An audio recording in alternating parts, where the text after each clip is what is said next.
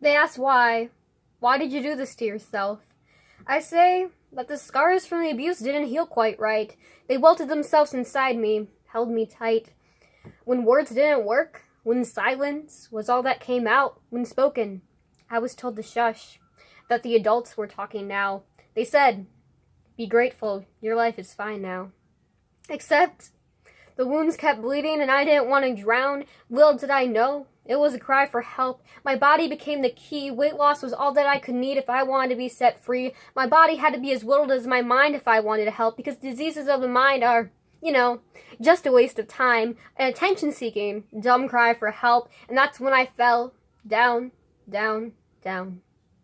I remember it began in 6th grade. It was weighing day, and the number had to be small to be okay, except when I stepped upon the gates of hell, my weight broke the gates open. The hatred began to spark. Comparison became carved in my brain. Little did I know, when I looked at girls, I didn't see people. I saw bodies. I saw bones. What does she have that I don't? The way their thighs weren't too close and how their collarbones always showed. And I thought, why don't I have that as my own?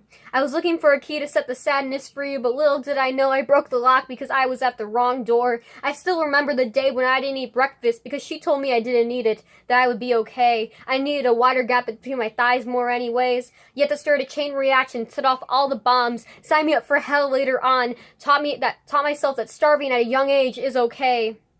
I stopped for a year, gave up, gave in, told myself I was a failure for not being strong enough to continue. Little did I know that at that moment I was saved.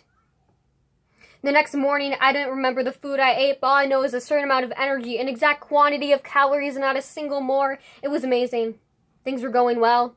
Finally, I was a certain amount of pounds. My GPA made my parents proud, and I had friends all around, except food was always on my mind. It took up all my time. I was not me anymore. I was her.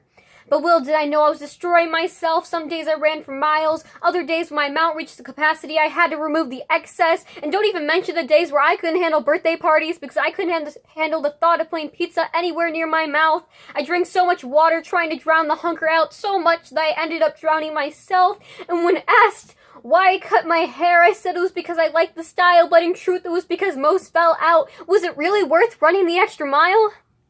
And I didn't know how I was going to get by. I remember sitting there, tears streaming out of my eyes, thinking, how did it get this bad?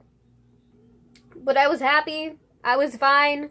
I was who I wanted to be, but little did I know that's not how it turned out. I was cold from the inside out. Remember, it was 80 degrees, and I was shaking, saying it was cold out, running until my feet ached and my body burned hotter than any of the calories I had burned out. It was catching up to me, all that I went without. And then there was the day that the scale read an unbelievably low number of pounds. She was happy, she was beaming, but I was pretty freaked out. Little did I know I was a match about to blow out. I felt my heart flutter now, skipping the beats, apparently slowing down, until a year ago to the day I was hospitalized. But I got all I wanted, right? Who I wanted to be, but I just couldn't understand that in order to sustain my happiness, my body had to sustain enough weight to stay alive. So I fought back, each meal helping me revive. I took a sword and stabbed her right in the eyes. Little did I know, she was the one who was blind. In the end, I survived, maybe 20 pounds heavier than before, but with twice the knowledge. I finally realized happiness isn't how much space you take up, or isn't how big your legs are, but how you walk with them, how you carry yourself. I was me once more. Little did I know I was never lost. I never needed to be found.